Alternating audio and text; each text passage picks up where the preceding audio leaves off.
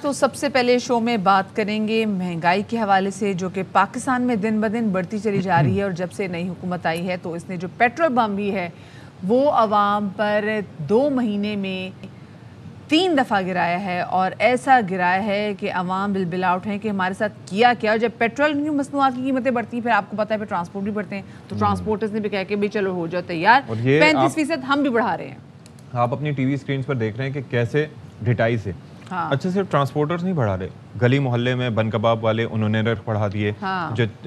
जो ये बंस, ब्रेड, पापे, ये छोटी छोटी चीज़ें जो आपको पता है कि लोगों के ब्रेकफास्ट का एक लाजमी हिस्सा होते हैं, वो महंगे, आटा महंगा, चीनी महंगी, हर चीज़ 60 रुपए की आती थी, अब आप वही ब्रेड लेने के लिए जाएं तो वो आपको 150 160 रुपए से कम नहीं मिलेगी। जी बिल्कुल, अभी कुछ अर्से पहले तक वो 135 की थी, उससे पहले 110 की थी। अच्छा, ये पहले होता था लंबे अरसे में ना, यानी कि 2 साल में हो गया इजाफा। ये अब 3-4 महीने का ये इजाफा है जो हम रिपोर्ट कर रहे हैं।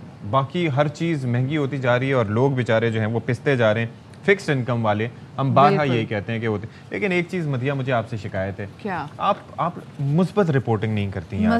मतलब ये हालात मस्बत है, मैं कौन सी मस्बत रिपोर्टिंग करूँ सतिया, आप मुझे बताएं। अच्छा, आज तक कभी पाकिस्तान में किसी ने किसी से मुतालबा नहीं किया कि मुस्बत रिपोर्टिंग करें? होता है ना भाई, जाहिर है कि आप मुल्क का तशख्खुस वो करते हैं। यहाँ पर हर रोज़ आके हम यहाँ पर बैठ जाते हैं, महंगाई महंगाई महंगाई महंगाई, भाई कुछ अच्छा नहीं है यहाँ पर। नहीं देखिए सती, आपने जिसे बात की ना, मैं आपको बोल देना कि नहीं करूंगी। महंगाई है ना, क्या करें? महंगाई तो ऑफ कोर्स बहुत ज्यादा, लेकिन जो फिक्स्ड इनकम वाले लोग हैं वो वाकई मुसलसल पिस रहे हैं। क्योंकि देखिए ये जो ठेले वाले हैं, जब जिस चीज की प्राइस बढ़ती है तो वो भी प्राइस बढ़ा लेते हैं, वो नुकसान में नहीं जाते। हाँ, वो ये जरूर शिकायत कर रहे होते हैं कि देखिए जी लोगों ने हमसे खरीदना छोड़ दिया। नहीं छोड़ा ना, लेकिन कहीं कहीं वो नुकसान, लेकिन वो तो चीजें बढ़ा देते हैं। लंपी स्किन डिजीज आ रही है, उसके बावजूद जो है लोग खरीदारी के लिए जा रहे हैं, उसके बावजूद, डर के बावजूद जानवरों के रेट कम नहीं है। ठीक है, लोग गायब हैं लेकिन उसके बावजूद रेट कम नहीं है। ये जो गली मोहल्लों में या इधर उधर जो गोश्त वगैरह की सिचुएशन है, जो मार्केट्स हैं, वहाँ से आपने कभी देखा कि रेट उन्होंने कम किए हों? उसी तरीके से रेट्स बढ़े चढ़े हुए हैं। चिकन ले लें, फ्रूट्स ले लें, हर चीज़ ले लें, और आप ये देख लें उनका कॉन्फिडेंस लेवल, उनका कॉन्फिडेंस लेवल देख लें कि आगे से उनके पास ऑप्शन क्या होता है कि लेना है या नहीं लेना।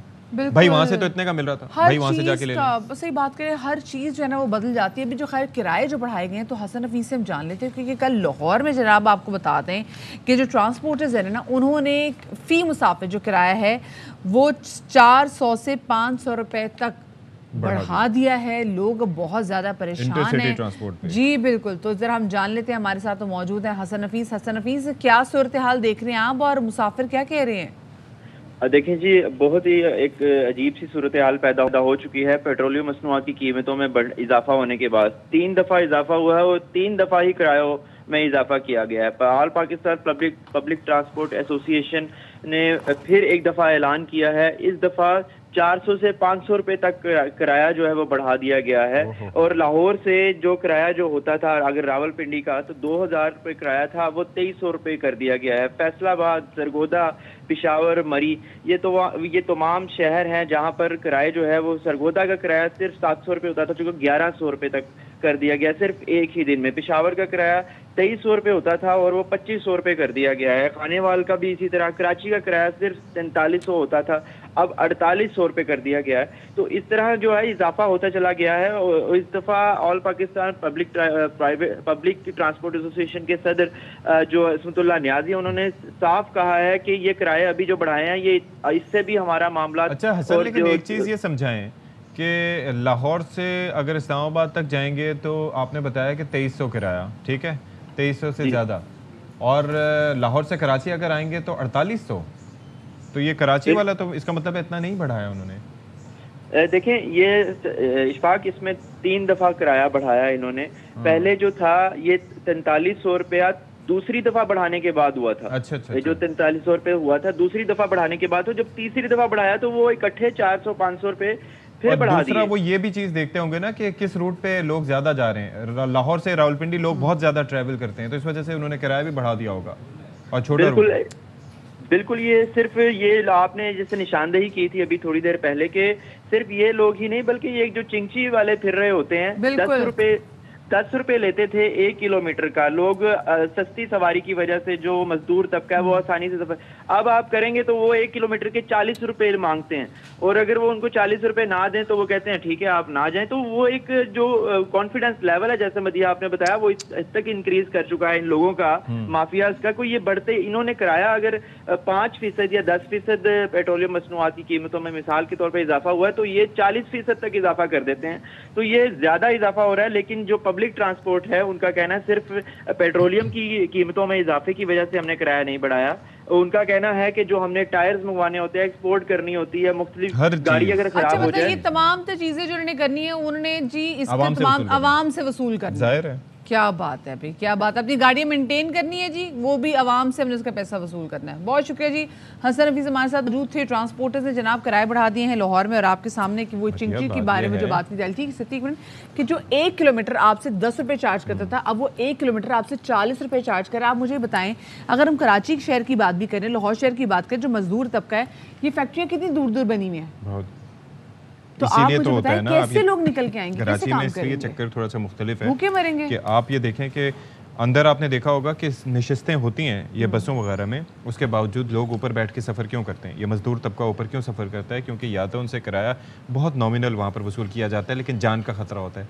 खड्डे जिस तरह के हैं, खड्डे में लगी है, वैसे भी बैठने के लिए कोई और सिस्टम प्रॉपर नहीं होता, धूप में गर्मी में बैठ के जाते हैं। आप सोचें कि क्या हाल होता होगा, क्योंकि ये डेली वेजेस पे काम कर रहे होते हैं, इनकी महीने के आखिर में तनख्वाह नहीं आती। एक चीज़ ये है कि ये सोचना ट्रांसपोर्टर्स का काम लिटरली देखा जाए ना, देखें एक तो चेक एंड बैलेंस रखना गवर्नमेंट का काम है, रियासत को वेलफेयर स्टेट बनाना ये हुकूमत का काम है कि लोगों को किस तरह रिलीफ फराहम करे।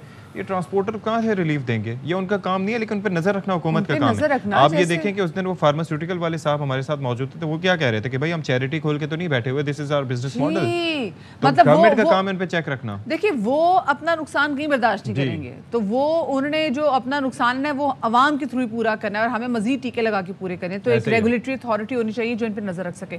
अच्छा सर, यही नहीं है कि सिर्फ ट्रांसपोर्टेशन के इतने मसले हैं, हम देख रहे हैं कि जहाँ पेट्रोलियम मसनूआत की कीमतों में इजाफा हुआ है, वहाँ पर लोड शेडिंग जो है वो जनाब उसका भी जो जिन है वो बिल्कुल बेकाबू हुआ है, और ख़वातीन खाना जो कि घरों में रहती हैं, जिन्होंने घरों के कामकाज करने होते हैं, वो बहुत ज़्यादा परेशान है। उसकी वजह है ना, मतलब वजह भी बता देते हैं कि भैया एक तो बात यह है कि सबसे आसान और सस्ती बिजली जो पाकिस्तान में पैदा होती है वो होती है पानी से। ठीक है, पानी आता है बारिश से, ज्यादा बारिश होती है तो ज्यादा पानी, और अभी तो आया हुआ है भाई, पानी आता है नहीं, अभी जाहिर से हाइडल जनरेशन में थोड़ा टाइम लगता है ना। अभी बारिशें शुरू हुई हैं, लेकिन इसको रिजर्व करने का हमारे पास कुछ जरिया है? मुझे बताएं, बारिश के पानी जाहिर है कि वो तरबेला, अब जिस तरीके से तरबेला और मंगला डैम बने हुए हैं, बाकी तो हम बारह कहते हैं कि भाई ये भाषा डैम बना लेते, ये काला बाग बना लेते, तो हमारे मसाइल कितने आप देखें, एक जगह से 3600 मेगावाट, दूसरी जगह से 4500 मेगावाट, तो 9-10 मेगावाट तो ये सस्ती बिजली मिल जाती, लेकिन किसी ने नहीं सोचा। अब ये है कि रिन्यूएबल सोर्सेज पे जा रहे हैं, लेकिन वो बहुत लिमिटेड है काम, उस पर टैक्सेशन और कम करेंगे तो लोग उस साइड पे जाएंगे। लेकिन जो हम बात करें, फर्नेस ऑयल से बिजली बनती है महंगी, 40 रुपये यूनिट तक तकरीबन पहुंच चुकी है, लोगों का बुरा हाल है, और ऐसे में लोड शेडिंग भी बढ़ गई है, और खवातीन में जो घरेलू खवातीन है उनमें बड़ा गम व गुस्सा है जी। और इसी गम व गुस्से के हवाले से एक रिपोर्ट तैयार की है सैरिश खोकर ने सखर से, आपके साथ शेयर करते हैं। इस हुकूमत में तो बहुत ही लाइट जाती है, लाइट आती कम है और जाती ज़्यादा है।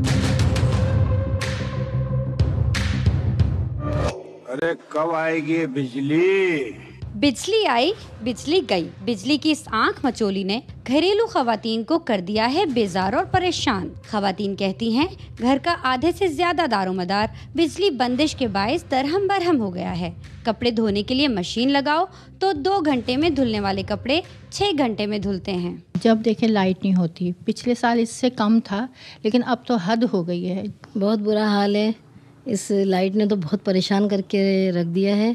गैर एलानिया लोड शेडिंग ने जीना दुभर कर दिया है। बच्चों के एग्ज़ाम चल रहे हैं कि बच्चे किस तरह से तैयारी करें, घर के सारे काम रुक जाते हैं, कई कई घंटे लाइट नहीं होती। सक्खर में बिजली की एलानिया लोड शेडिंग का दौरानिया 4 से 8 घंटे का है, मगर जब गैर एलानिया लोड शेडिंग का दौरानिया मिला दिया जाए तो कुल मिला के 10 से 12 घंटों तक बस बिजली के आने का इंतजार करते रहो। कपड़े इस्त्री करने लगो तो बिजली बंद। शहबाज शरीफ के आने के बाद लोड शेडिंग बहुत ज्यादा बढ़ गई।